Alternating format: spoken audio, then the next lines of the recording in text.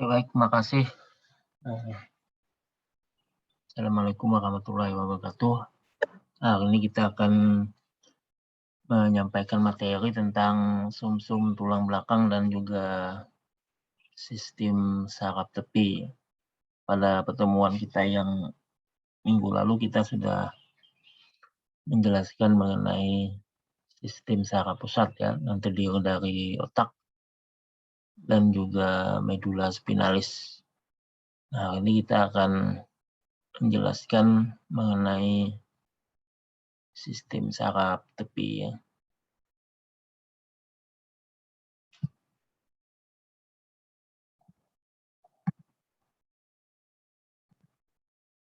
Nah, ini kalau mengingatkan saja ya.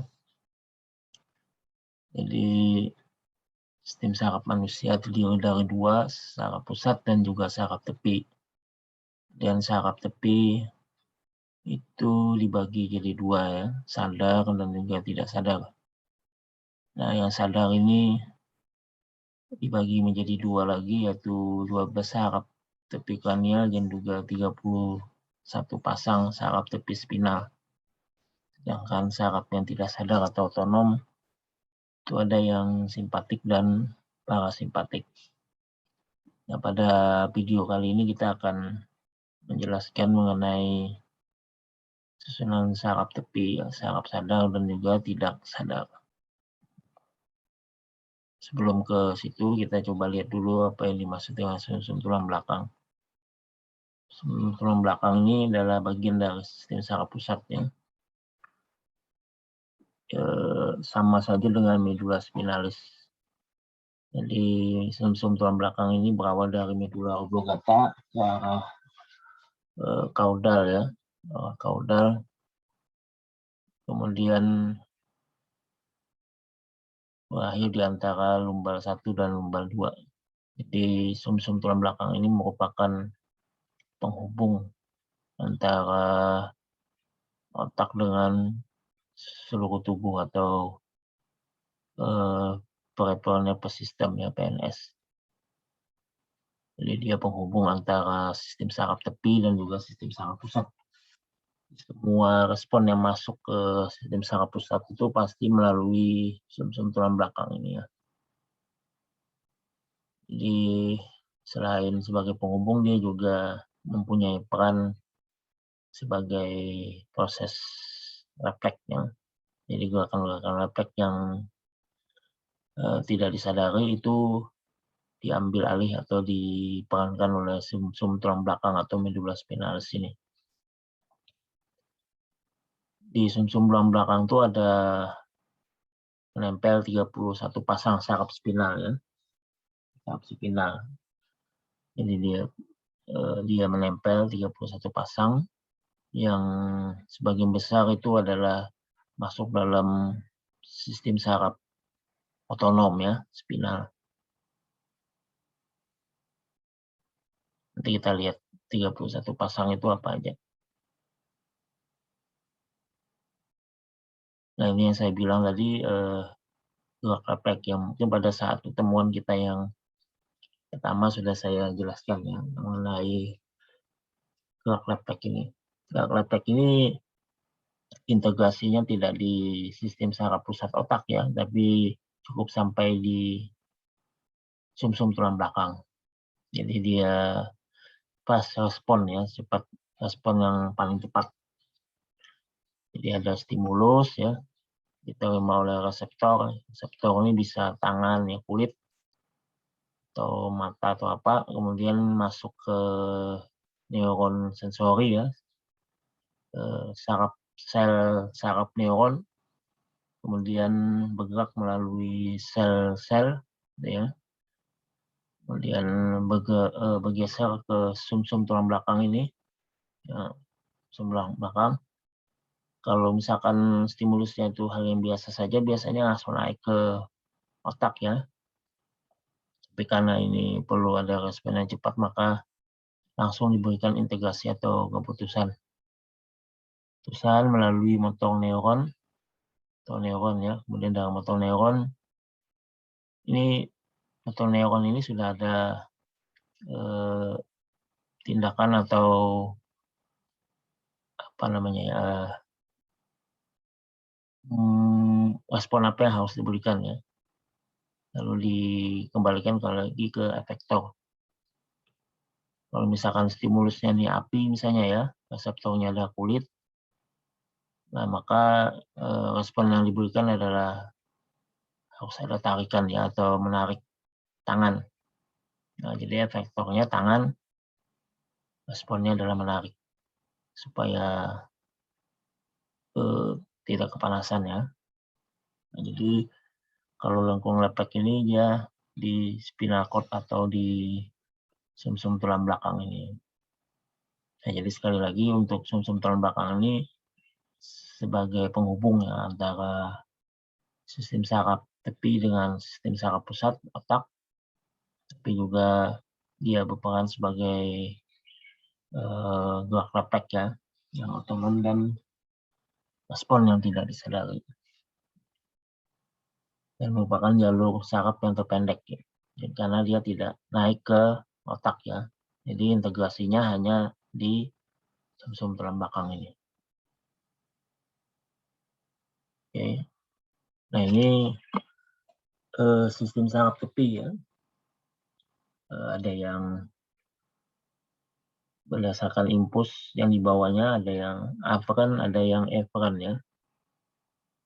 Afferent ini adalah stimulusnya, efferent ini adalah responnya ya. Ini informasinya ya, informasi. Ini efferent ini adalah responnya atau tanggapannya atau feedbacknya. Dan berdasarkan asalnya ada yang sistem saraf yang ada di kepala ya, dan juga ada sistem saraf tulang belakang. Kalau yang di kepala ini adalah ini kranial ya, kranial, sistem saraf kranial. Ada 12 pasang lagi ya. Juga sistem saraf tepi, sistem saraf tulang belakang atau spinal. Jadi sistem saraf tepi ini terdiri dari dua, ada yang di kepala kranial dan ada yang di tulang belakang atau di spinal. Oke. Nah, untuk sistem saraf pelopor tidak memiliki pelindung ya. Jadi sangat rentan untuk terjadinya trauma atau cedera. Nah, beda dengan sistem saraf pusat. Sistem saraf pusat seperti otak itu ada pelindungnya ya, yaitu tulang tengkorak. Tulang tengkorak yang melindungi otak. Jadi kalau ada benturan maka ada otak yang akan ada tengkorak yang melindungi otak. Ya sama lah. Ada helmnya ya, ada helm. Ada helm. Nah, beda kalau dengan sistem saraf perifer, dia tidak memiliki pelindung. Sehingga kalau ada insiden atau kecelakaan, maka akan berakibat kepada rusaknya sistem saraf perifer tadi. Nah, apalagi seperti yang kita jelaskan di awal pertemuan bahwa sistem saraf itu ketika dia rusak maka sangat sangat susah atau bahkan tidak bisa untuk bisa recovery atau sembuh total ya. Pasti akan menimbulkan gejala sisa. Oke, kemudian komponen berdasarkan lokasinya itu ada dua ya, ada 31 pasang saraf spinal yang menghubungkan sumsum tulang belakang dengan seluruh tubuh. Dan kemudian ada 12 pasang saraf kranial yang menghubungkan otak dengan organ-organ vital tubuh. Nah, ini kalau dilihat ya, kalau kranial itu di kepala, di bagian wajah.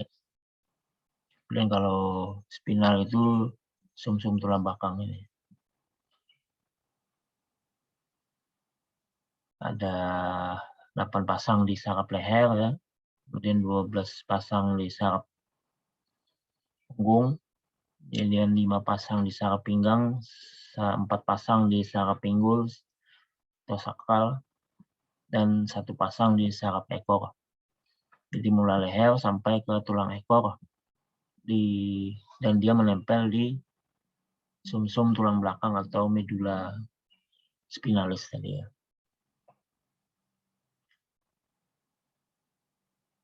Nah, kalau dilihat dari arahnya ya, ada yang disebut dengan otonom dan juga somatik.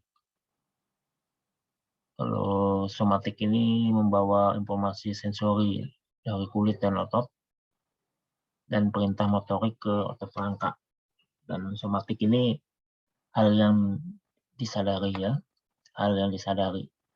Dan biasanya saraf somatik ini saraf panca indera ya, mata, telinga, hidung, dan lain sebagainya. Kemudian saraf otonom atau saraf tidak sadar ya, ini membawa sinyal antara sistem saraf pusat dan otot-otot halus, kelenjar otot jantung, dan organ internal. Nah, ini saraf yang tidak sadar ya, tidak sadar. Fungsi dari sistem saraf adalah untuk membawa pesan dari otak ke seluruh bagian tubuh yang lain, dan kembali dari bagian-bagian ini ke otak dan sumsum tulang belakang. Nah, jadi dia sebagai jalan ya, jalan dari dari stimulus menuju ke sistem saraf pusat ya, kemudian dari sistem saraf pusat kembali lagi ke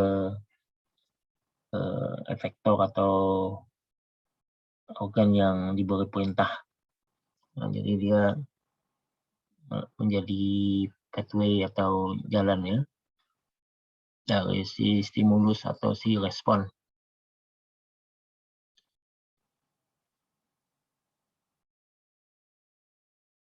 Nah, ini kalau gambarannya ya, distribusi saraf kranial di otak. Ada 12 pasang tadi. Jadi ada olfaktori sensoris ya. Ini ada 2.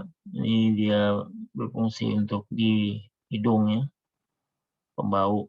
Kemudian ada optik sensori, itu mata. Jadi yang sistem saraf tepi yang fokus mengurusi mata itu saraf kranial 2 ya, atau optik sensori. Kalau yang mengurusi pembawaan itu olfaktori sensori atau nose. Kemudian olfaktori 4 ya, tracheal motor superior oblique muscle atau pergerakan mata. Kita bisa bergerak ke kiri, ke kanan, ke atas, ke bawah. Mata itu dikendalikan oleh saraf kranial keempat ya. Kemudian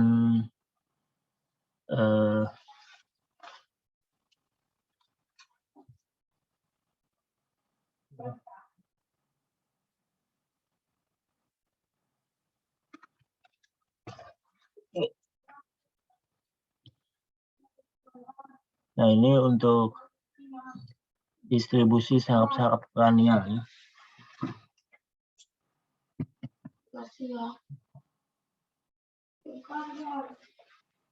Saraf-saraf kranial. Tidak hanya untuk di bagian wajah ya, tapi juga bagian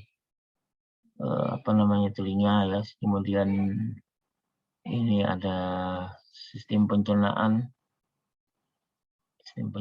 ya, seperti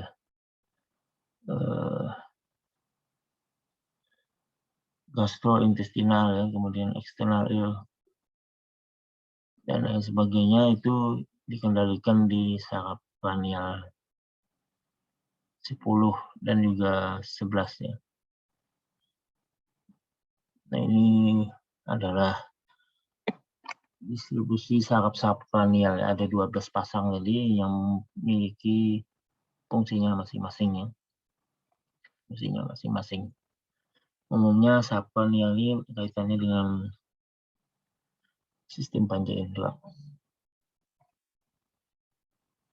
Ini kalau dilihat lebih detail ya. Urutan saraf ada 12 tadi ya. Saraf kranial 1 ada yang disebut dengan nervus olfactorius. Itu kaitan dengan sensorik ya, sensorik artinya menerima informasi atau penglihatan. Sensorik di hidung ya sebagai alat penciuman, kemudian nervus olfactorius bola mata untuk penglihatan dan sebagainya. Nervus vagus tadi, nervus urutan saraf ke-10 nih ya. Ini sensorik dan motorik. Dia mengurusi jantung, lambung, usus halus, dan juga laring. Nah, ini bagian-bagian dari sistem saraf kranial ya.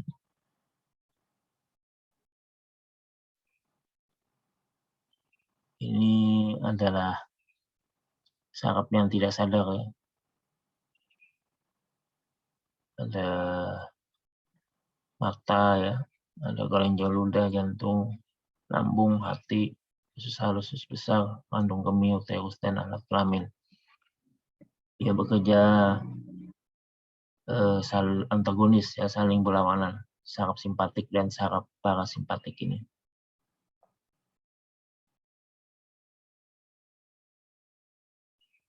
Oke, kita lihat sistem saraf otonom. Disebut juga sebagai saraf yang tak sadar ya, karena mengontrol semua tindakan yang ada di tubuh yang tidak bisa kita kendalikan ya. Saraf ini menghubungkan sistem saraf pusat ke otot-otot jantung, organ internal, dan kelenjar. Saraf otonom dapat lebih dibagi masuk ke, jadi dia terbagi jadi 2. Ada yang simpatik dan juga ada yang parasimpatik. Nah, simpatik itu sistem saraf yang melawan sebuah sistem ya, yang sedang mempersiapkan tubuh untuk keadaan emergensi. Ini misalnya mengakibatkan peningkatan detak jantung, tekanan darah, atau membawa perubahan lain dengan pelepasan adrenalin dan mempersiapkan kita untuk menghadapi bahaya dan stres. Nah, jadi dia berlawanan dari sistem ya. Sistemnya mestinya jantung berdetak dengan normal. Nah, si saraf simpatik ini membuat si jantung itu berdetak dengan tinggi atau keras ya. Nah, itu simpatik. Kemudian tekanan darah juga demikian.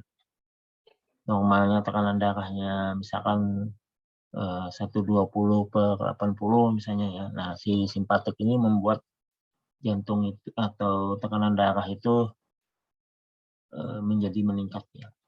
Menjadi meningkat. Kenapa? Karena ada adrenalin di situ yang dilepaskan ya untuk mempersiapkan kita untuk menghadapi bahaya atau keadaan stres.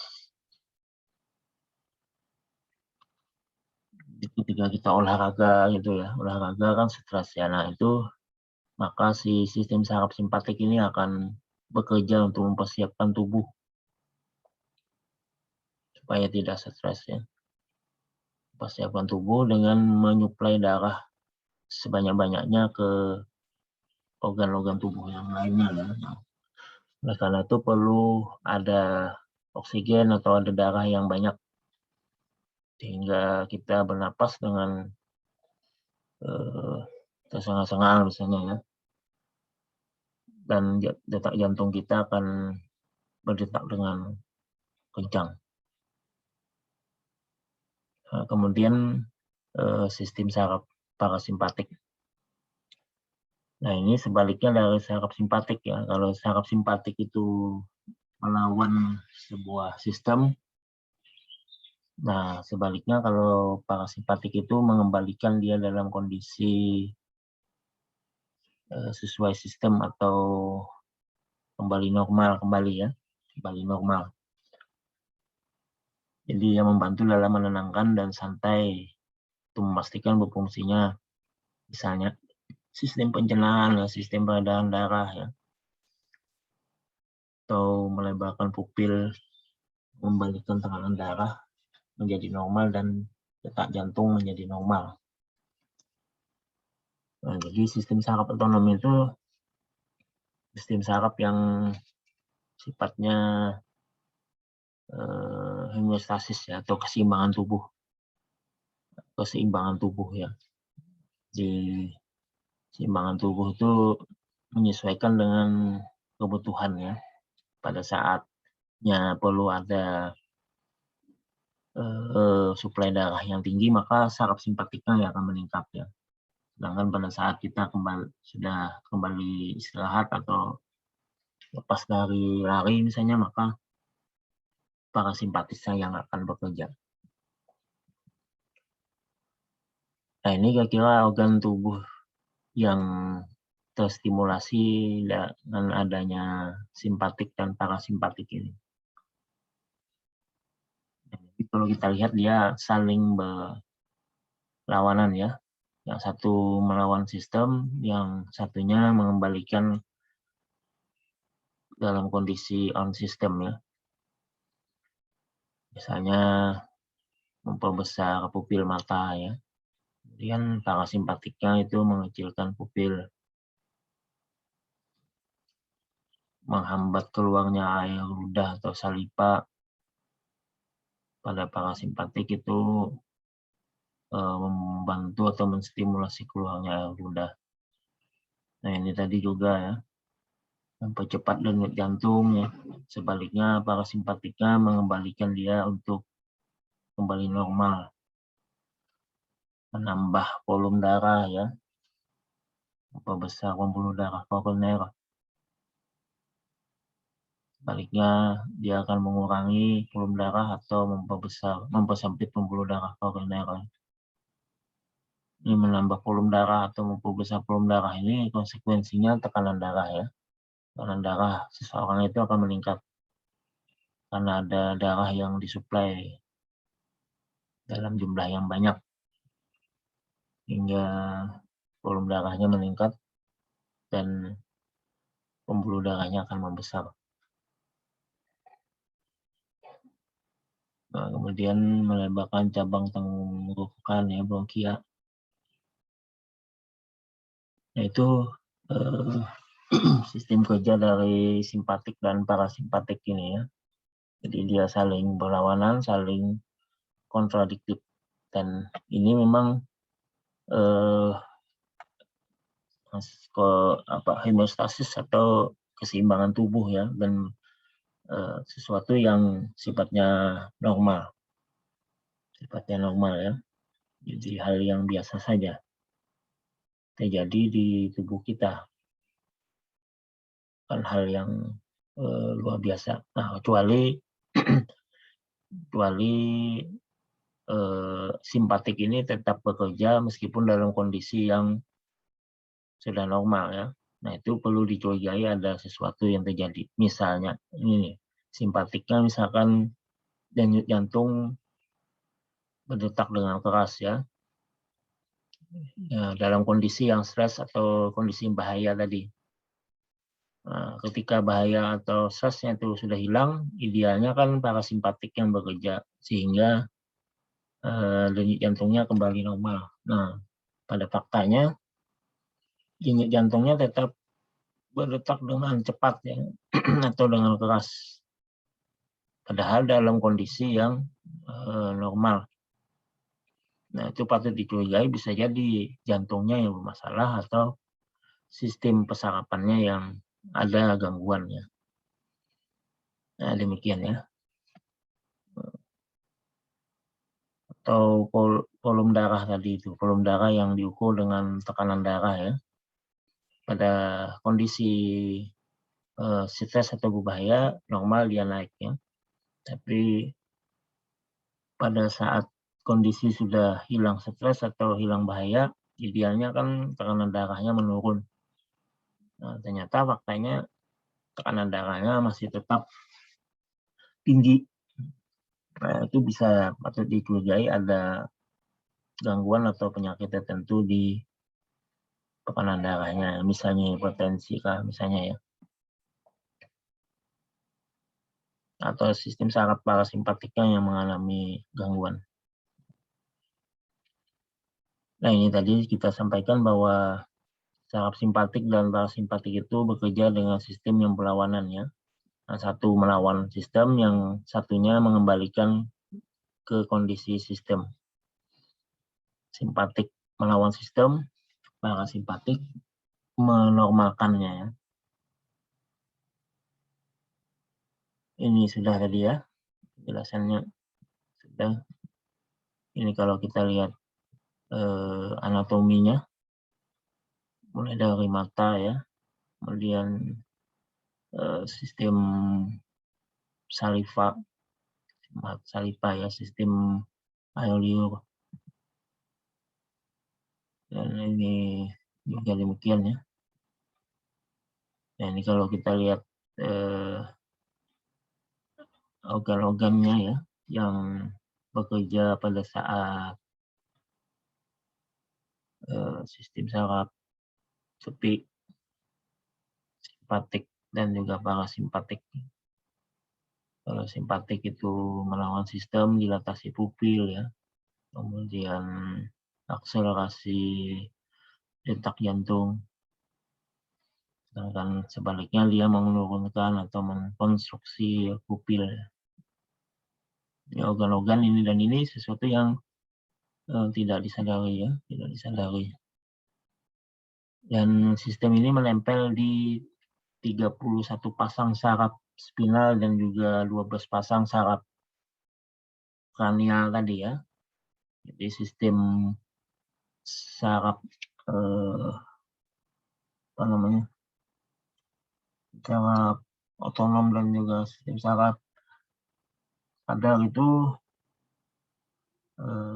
bekerja di 31 pasang dan juga 12 pasang saraf kranial ya.